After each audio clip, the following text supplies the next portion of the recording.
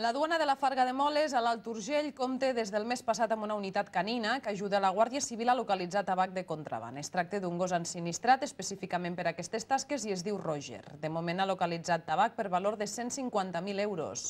Durant la seva presentació oficial s'ha anunciat que ja s'ensinistra un altre gos per detectar divises que es quedaria permanentment a la duana. Aquest pastor alemany de 2 anys és el Roger, un gos ensinistrat per la Guàrdia Civil per lluitar contra el contraban de tabac a la Farga de Moles, a les Valls de Valira. Amb aquesta iniciativa, el cos policial vol augmentar la seva efectivitat en la recerca de material de contraban que entra per la duana. Des del passat febrer que aquest can ja treballa per evitar aquest frau. Ara la intenció de la subdelegació del govern de Lleida és que un altre gos actuï a l'Alt Urgell per localitzar divises. Se está formando otro can detector de billetes que en su día, cuando ya termine la formación, la idea es que se nos adjudicará aquí permanentemente a la aduana de la Farga. Entre més eines tinguem per trobar aquestes substàncies, doncs millor, no? I si ara resulta que s'estan formant uns gossos que ajuden amb això, doncs nosaltres hem demanat que ens ajuden el màxim possible.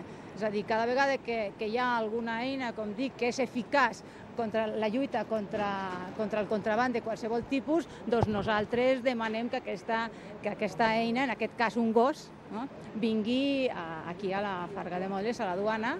Fins ara, el gos que detecta divises, anomenat Aris, només actua de manera periòdica i l'objectiu és que es quedi a Lleida de forma permanent per evitar els fraus en aquest punt fronterer.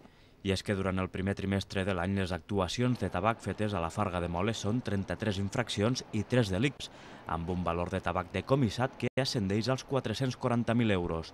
Aquestes xifres superen les de tot l'any 2010, que es van tancar amb tabac intervingut per un valor de 340.000 euros.